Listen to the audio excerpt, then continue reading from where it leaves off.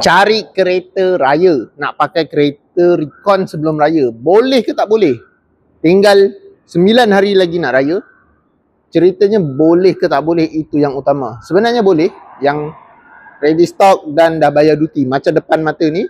Yang ni adalah Honda N-Box Custom GL Turbo tahun 2020. Yang ni boleh on the road before raya insyaAllah.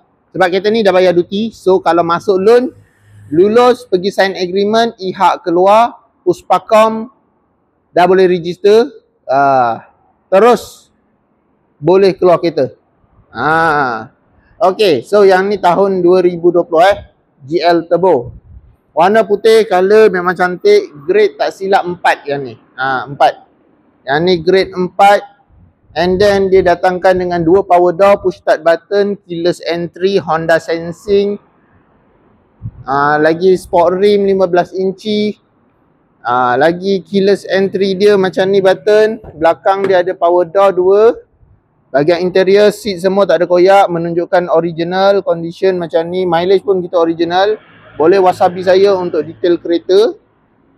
Kita tak ada ubah report, kita tak ada tipu report, kereta original. Okay, yang ni pedal shift. Kita baru nak jual harga 89,000, ada 6 tahun warranty. Kita bagi sekali 6 tahun warranty. Yang ni didatang dengan radio daripada Gator. So kereta ni memang boleh pakai before raya, insyaAllah tak ada masalah. Apa-apa loan dokumen cantik boleh keluar before raya. Memang boleh pakai untuk raya, buat placing-placing.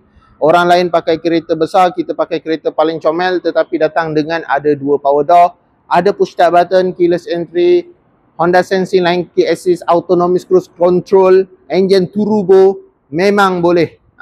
So yang berminat nak pakai kereta ni, boleh wasabi saya. Yang mana nak rasa jimat minyak, kereta ni memang jimat, full tank 50, boleh dapat perjalanan lebih daripada dekat-dekat 500 km untuk RM50. 21 ke atas liter, 21 km ke atas setiap liter, memang jimat. CVT gearbox 7 speed. Memang cantik kan. Yang paling utama, kereta ni boleh full loan. So kalau pada abang-abang, akak-akak kat luar sana nak pakai kereta recon yang boleh dapat before keluar sebelum raya, kereta ni insyaAllah boleh. Okay, jangan lupa WhatsApp nombor saya 0177145604 ataupun tekan pada bahagian description, boleh masuk link WhatsApp terus. Okay, bye-bye. Assalamualaikum. Selamat berbuka.